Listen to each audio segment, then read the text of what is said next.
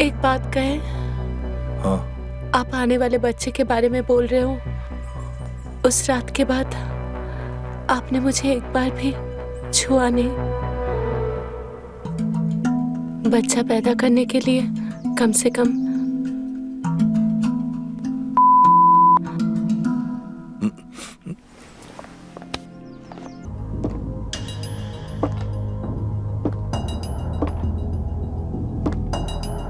लगता है आशीष आ गया। आपको जाना चाहिए। अरे तुम घबरा क्यों रही हो? हाँ, तुमसे प्यार करते हैं हम। लेकिन वो देख लिया तो क्या होगा?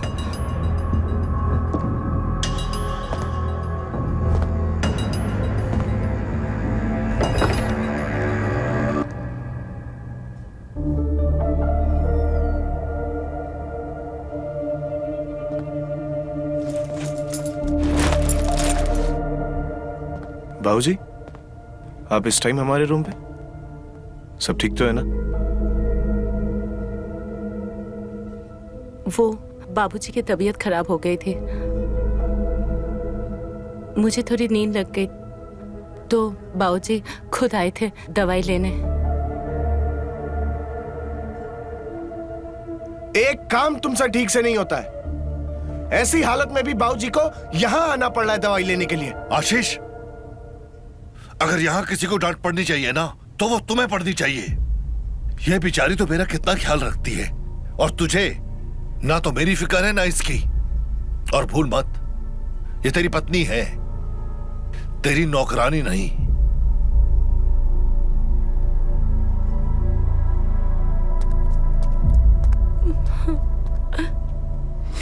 तुम्हारी वजह से पहली बार आज बाबूजी ने मुझे डांटा है। You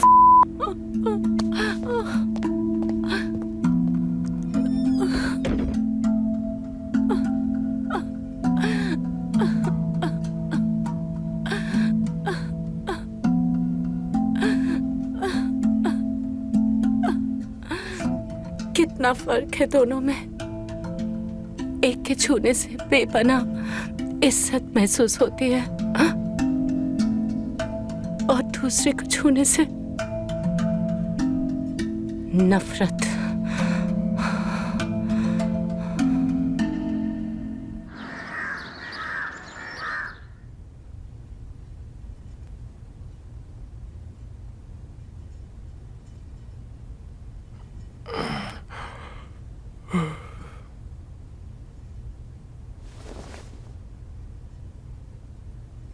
सुबह सुबह कहाँ चली गई यार?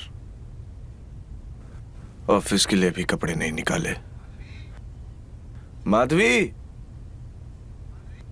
माधवी,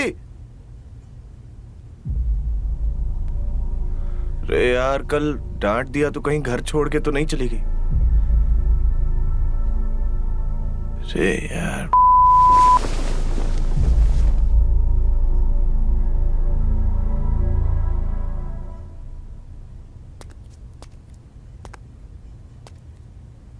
कल माधवी ने हमें रोक लिया, लेकिन कुछ ना कुछ तो हमें करना ही होगा, नहीं तो बेचारी माधवी।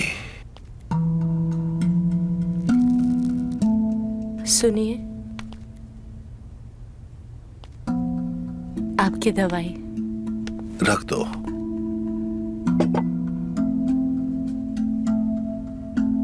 कल तुम्हें हमें रोकना नहीं चाहिए था। वो हम इस घर में शांति चाहते हैं, इसके लिए ये सब होने से पहले ही रोक दिया।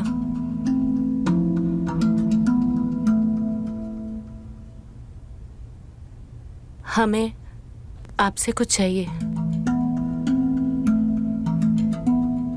हाँ हाँ, क्यों नहीं, जो चाहिए बोलो। तुमने इस परिवार के लिए इतना बड़ा बलिदान किया है, पूरा जीवन समर्पित कर दिया। जो बोलोगी वो दिलवा देंगे। कहो क्या चाहिए?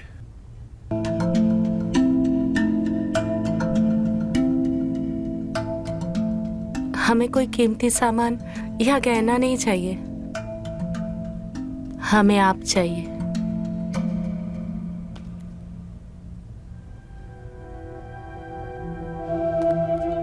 तुम जानती हो तुम कह क्या रही हो? बिल्कुल जानते हैं। 8 साल से इस परिवार में है, आपके परिवार को अब तक अंश दे नहीं पाए। बच्चे की वजह से आशीष भी नाराज है। देखो, हम तुम्हारी बात समझ नहीं पा रहे। कहना क्या चाहते हो तुम? आप समझ नहीं पा रहे कि समझना नहीं चाहते हैं?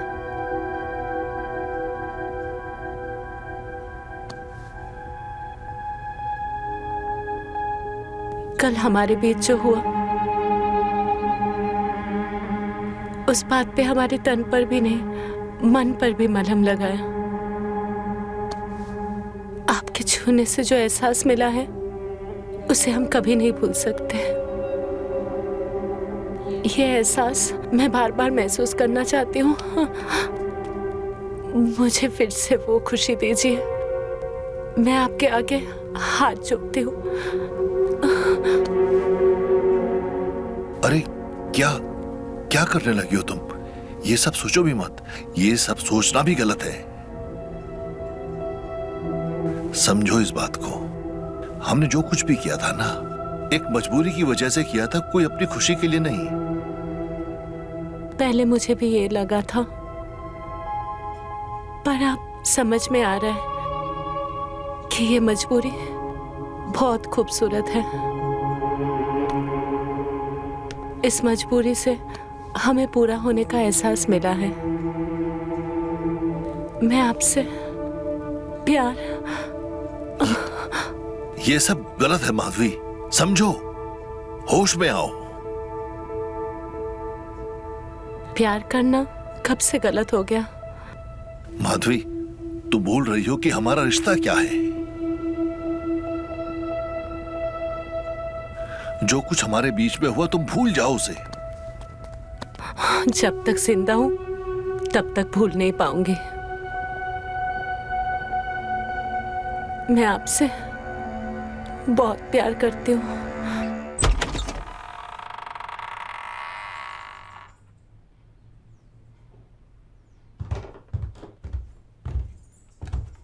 माधवी, ऑफिस के लिए लेट हो रहा हूं और तुम यहाँ। वो मेरे लिए दवाई लेके आई थी। बाबूजी, हर बार आप इसकी लापरवाही को आप बचा लेते हो, इसीलिए इतनी बिगड़ रही है। और तुम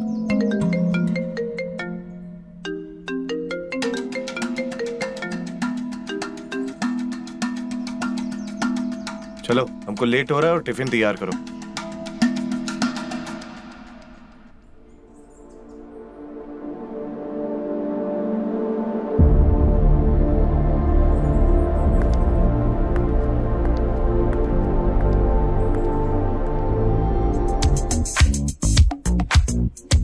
जानू, कहाँ हो?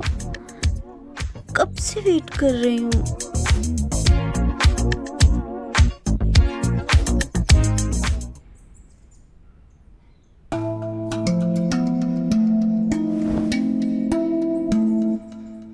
जानू, कहाँ हो?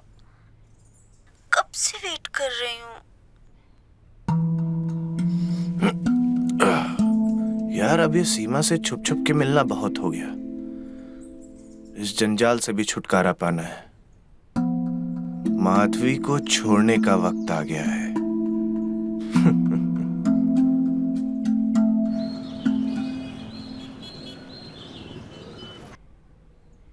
हम तुमसे शादी करना चाहते हैं।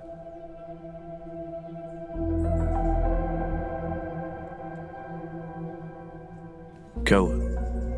कुछ बोल क्यों नहीं रही हो? क्या हुआ? कुछ भी तो नहीं हुआ। मुझे लगा मैं शादी की बात करूंगा तुम खुश हो जाओगी, लेकिन तुम तो कुछ बोल ही नहीं रही। अचानक शादी की बात कहाँ से याद आ गई? बात यहाँ से आई है कि उस बांझ माधवी की ये जो रोज रोज नौटंकी है ना, उससे मैं परेशान आ चुका हूँ। पहले मेरे पास वजह नहीं थी उसे छोड़ने के लिए, ठीक है, लेकिन रिपोर्ट आने के बाद वजह है। पहले ये बताओ, बाबूजी का क्या? वो हमारी शादी के लिए मान जाएंगे? यार क्या बकवास करे जा रही हो? रही बात बाबूजी की ना, उनको मनाना हमारे बाएं हाथ का खेल है। जिस दिन उनको पता चल गया ना कि उनके पोते की इच्छा माधवी से नहीं सीमा से पूरे होने वाली है, वो खुद माधवी को घर से धक्के मार के बाहर निकाल देंगे। अपनी बकवास बंद करो। वो औरत बांझ नहीं है, बांझ तुम हो। तुम्हारी वजह से 8 साल से उस औरत को औलाद नसीब नहीं हुई है। किसी लायक नहीं हो तुम। क्या बोला तूने? क्या बोला? ये मत भूलो कि 8 साल में उस बांझ ने एक औलाद नहीं दी मुझे। छोड़ो मुझे। अगर तुम औलाद पैदा कर पाते ना तो मैं अनगिनत बार हो चुकी होती। प्यार से बात कर रहा हूं तो सर पे ना चढ़ो, समझी? होती कैसे जब हर बार दवाई दे रहा था तुझे खाने के लिए? तुम्हें लगता है मैंने तुम्हारी दी हुई वो दवाई खाई? एक भी नहीं खाया मैंने। तूने एक बार भी वो दवा नहीं ली? नहीं। मैं चाहती थी मैं वो दवाई ना लूं और मैं हो जाऊं और तुम मजबूरी में मुझसे शादी कर लो, लेकिन मेरी किस्मत ही ऐसी है। अच्छा, तो ये सब खेल खेल रही थी मेरे साथ? खेल खेलने का क्या ही फायदा? अकेली थी, अकेली हूँ और अकेले ही रहना पड़ेगा क्योंकि मेरी किस्मत ही खराब है, क्योंकि तुम कभी बाप नहीं बन सकते।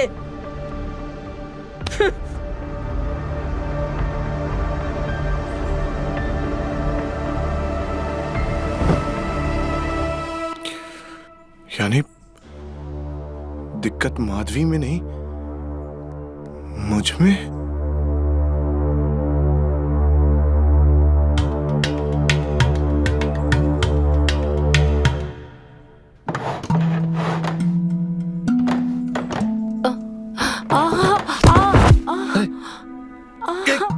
क्या हुआ? क्या हुआ? अरे ये क्या हो गया? मैं गिर गई। हमने कितनी बार कहा है तुमसे कि अपना ख्याल रखो, ऐसे गिरोगी तो ये ना तुम्हारे लिए अच्छा है ना आने वाले बच्चे के लिए। संभालो खुद को।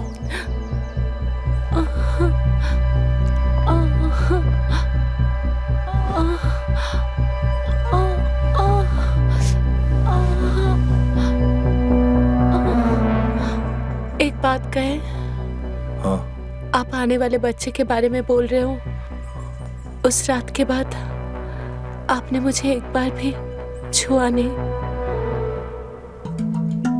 बच्चा पैदा करने के लिए कम से कम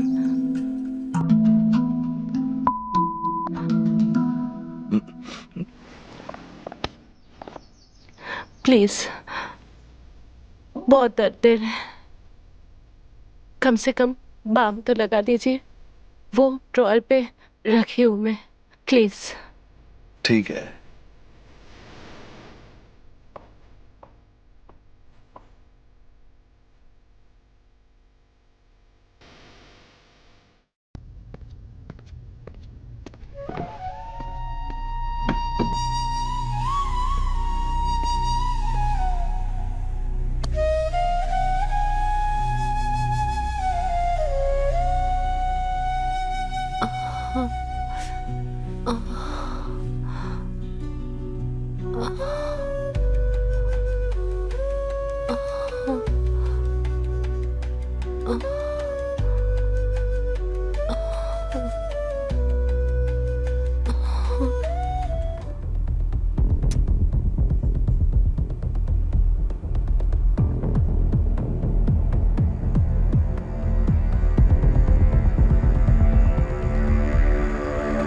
मैं बस अभी आया 2 मिनट में। क्यों, क्या हुआ? बस अभी आया।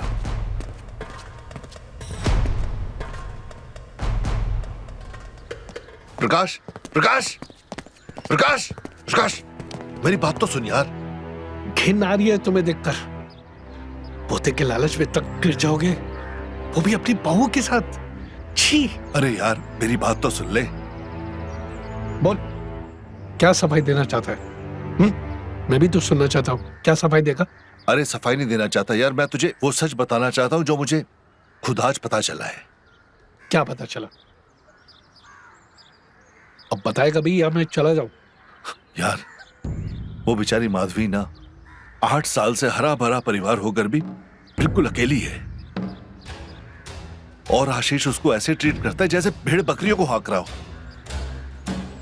आशीष ही क्या यार, हम पूरी मर्द जाति एक जैसी है जिसमें हम भी शामिल हैं।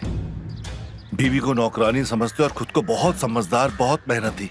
और यार मैंने भी ना अपनी बहू माधवी को ना बस अपना वंश आगे बढ़ाने की मशीन ही समझा, कभी यह जानने की कोशिश नहीं की कि वो बेचारी वो क्या चाहती है, उसके मन में क्या है।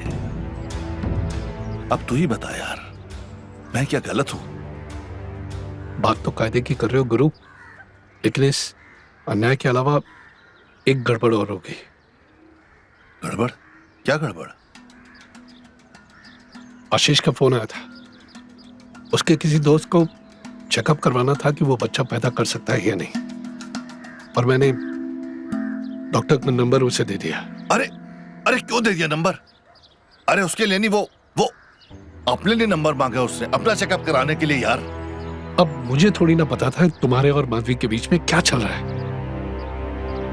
अब बताओ करना क्या है? अरे करना क्या है, आशीष को किसी भी तरह से उसका चेकअप कराने से रोकना होगा, नहीं तो वो ना माधवी को एक्सेप्ट करेगा और ना अपने होने वाले बच्चे को। और ये होगा कैसे?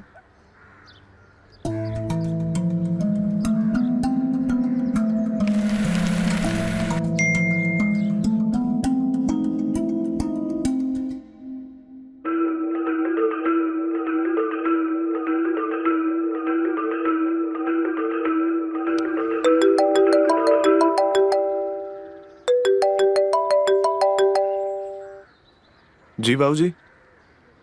हेलो आशीष, कहाँ है? अरे तेरे लिए खुशखबरी है बेटा, तू बाप बनने वाला है, बस जल्दी घर आ जा। क्या?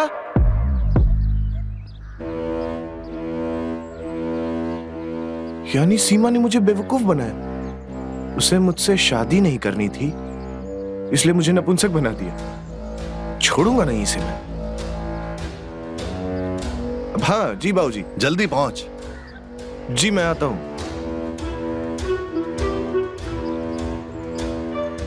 ये काम तूने समझदारी का किया गुरु, ठीक किया।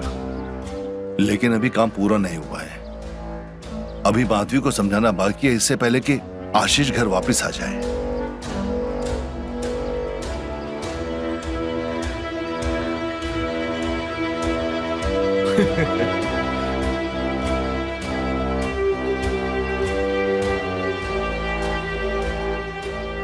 अब इसकी क्या जरूरत है, भाड़ में जाए सब। मेरा तो छक्का लग चुका है।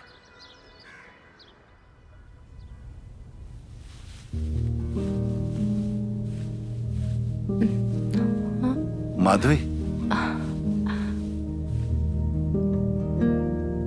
मुझे तुमसे एक काम है। बोलिए ना, मैं तो आपके हर काम करने के लिए तैयार हूँ, सिर्फ आप ही जो मेरी कोई बात नहीं सुनते हो।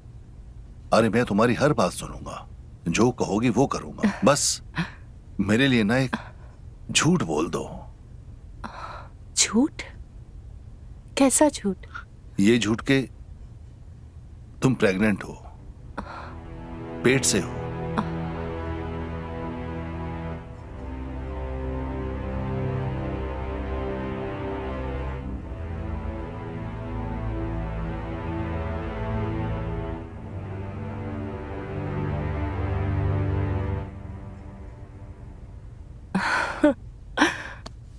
एक बात बोलूं आपसे, मैं सच में प्रेग्नेंट हूँ। हम तो तभी आपको बताने वाले थे, पर आप उसके पहले ही निकल गए थे, तो बोल नहीं पाए।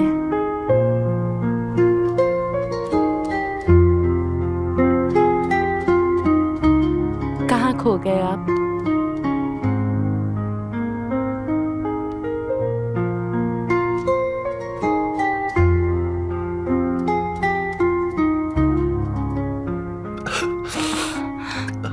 ये वक्त आंसू बहाने का नहीं है, जश्न बनाने का है।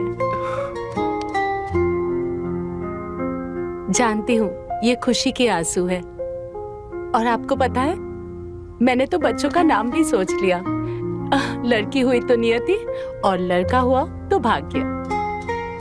भाग्य इसलिए क्योंकि उसी के कारण हम लोग मिल पाए ना। मेरे सदियों का अकेलापन दूर हो गया है। प्यार क्या है मैंने तो आपसे ही जाना है ना।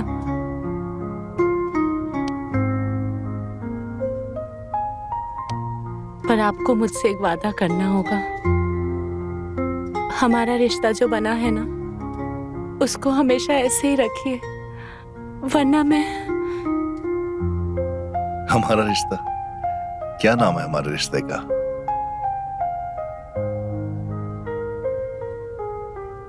प्यार का रिश्ता, वो रिश्ता